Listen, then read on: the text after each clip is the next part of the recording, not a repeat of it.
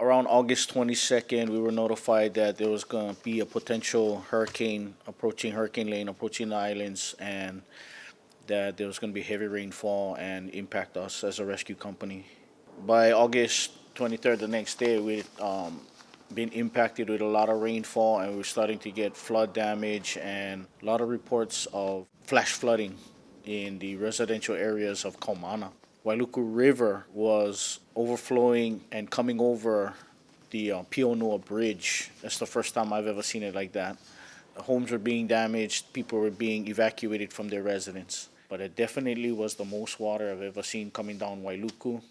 During that time, there was a lot of efforts by the rescue company to assist people out of their residence and help them get to safety.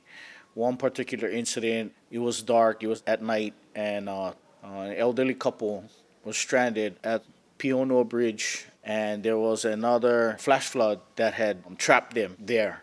And we set up swift water evolution to help extricate that couple from that dangerous area to unsafe safe position. The next morning, the rain had subsided a little bit, so they held us for a little while, but then they eventually sent everybody home, and they thought that the worst of the storm was over. But maybe in the late afternoon, the rain started picking up heavy again, still remnants from Hurricane Lane. At around maybe like 9 at night, 9 or 10 o'clock at night, received a call from Fire 2 asking if our crew would come back to help, assist because the floodwaters were now happening in the Kurdish Town and Hawaiian Acres area because they were getting multiple calls and the rescue company wasn't able to respond to all of them.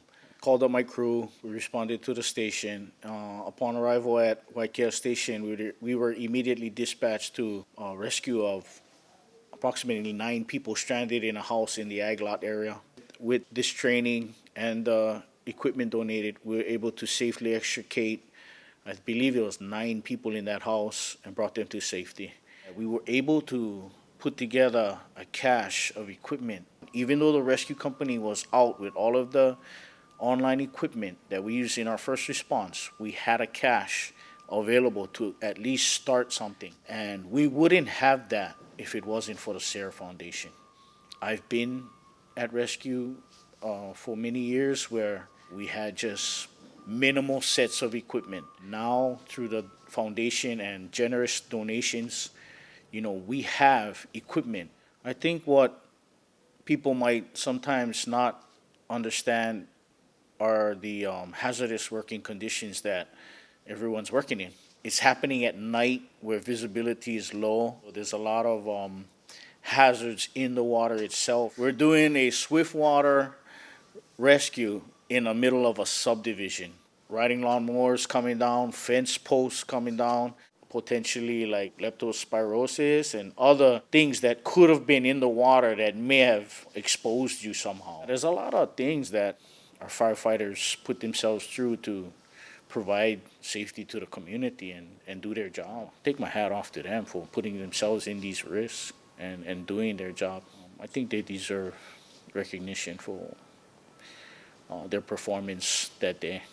Thank you again to the Sayres for all they do for the fire department.